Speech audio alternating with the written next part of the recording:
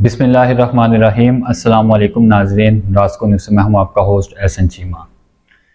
नाज़रीन, हमारे आसमान की तरह इन दिनों सियासत की दुनिया भी धुंधलाहट का शिकार है।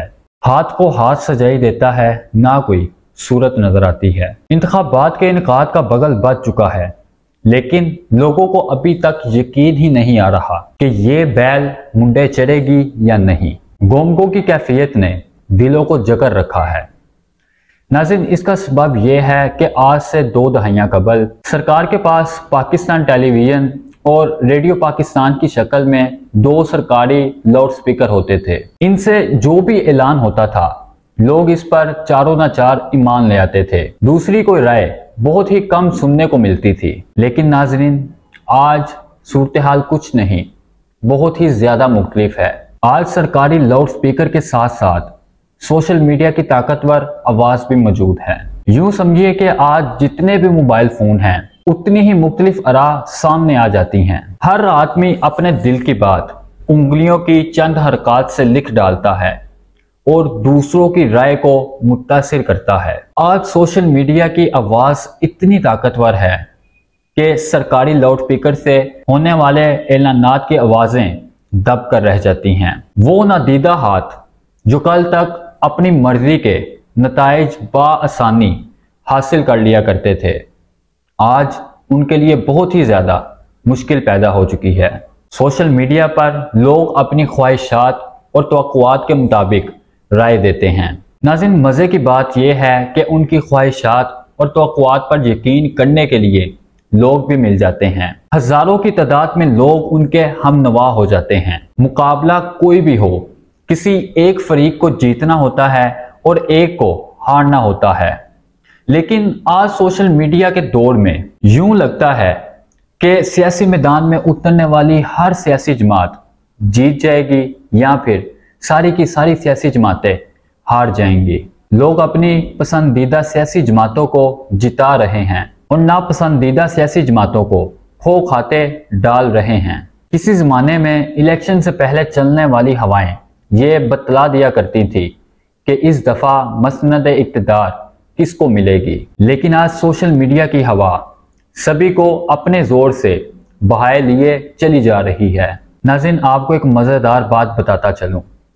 आज जब मैंने अपना मोबाइल उठाया तो मैंने सोशल मीडिया पर देखा कि पूरे मुल्क के सरकारी मुलाजमीन बिलावल भुट्टो जरदारी को वोट देने की आवाज़ें उठा रहे हैं। सब के सब यही कहते नजर आए कि वोट सिर्फ बिलावल भुट्टो जरदारी के तीर को दिया जाएगा। जब मैंने मज़ीद जानने की कोशिश की तो इसका सबब ये बताया गया कि बिलावल भुट्टो जरदारी ने सरकारी मुलाजमीन की तनख्वाहों को 5 साल के अंदर अंदर दुगना करने का ऐलान किया है। यूथ कार्ड और हारी कार्ड के ऐलान ने किसानों और नौजवानों को भी तीर से मोहब्बत में मुब्तला कर दिया है। मैं तो कहता हूँ कि अल्लाह करे बेनज़ीर भुट्टो का बेटा जीत जाए।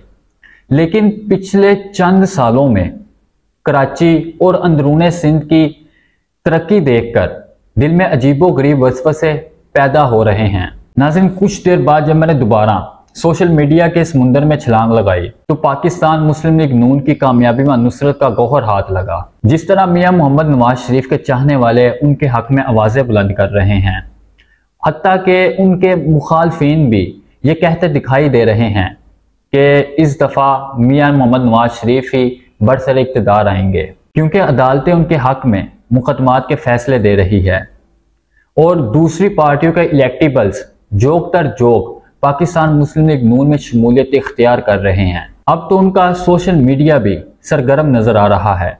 नौजवानों को अपनी तरफ खींचने की कामयाब कोशिशें भी हो रही हैं। वैसे भी तारीख से यही सबक मिला है कि जिस पार्टी से भी हुकूमत छीनी गई, अगली दफा तलाफी के लिए उसी को इक़्तिदार सौंपा जाता है। मियां मोहम्मद नवाज शरीफ से बेहतर इस तारीख को कौन जान सकता है। उनकी चाल ढाल और बोल चाल से यही अंदाजा लगाया जा सकता है कि अगली दफा वही बरसर इक़्तिदार आएंगे। नाज़रीन, चाय का एक कप नोश करने के बाद जब मैंने तीसरी मरतबा अपना मोबाइल उठाया तो सोशल मीडिया ने खबर दी कि मजलूमियत की चादर ओढ़ने वाली जमात पीटीआई कामयाबी से हमकनार हवा चाहती है। इस पार्टी के बेशतर ओहदेदार, वोटर और सपोर्टर अमली तौर पर चाहे मिनकारे ज़ेर पर हैं, लेकिन सोशल मीडिया पर इन्होंने अपनी पार्टी की बॉक्स ऑफिस की कामयाबी के झंडे गाड़ दिए हैं। नाज़रीन, अब सवाल तो ये पैदा होता है कि अगर सब की सब सियासी जमातें जीत रही हैं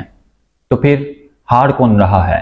मुझे तो ऐसा लगता है कि हार इस बार भी जमहूर और जमहूरियत ही की होगी।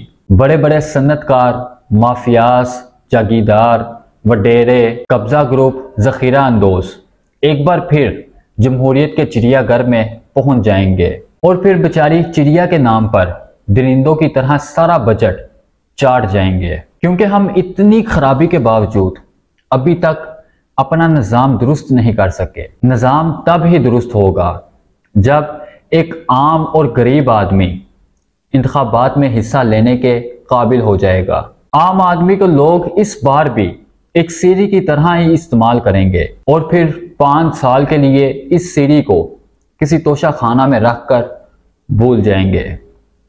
अल्लाह हम सब का हामी नासिर हो। दोबारा मुलाकात होगी नई वीडियो के साथ। तब तक के लिए अल्लाह हाफिज़। पाकिस्तान जिंदाबाद।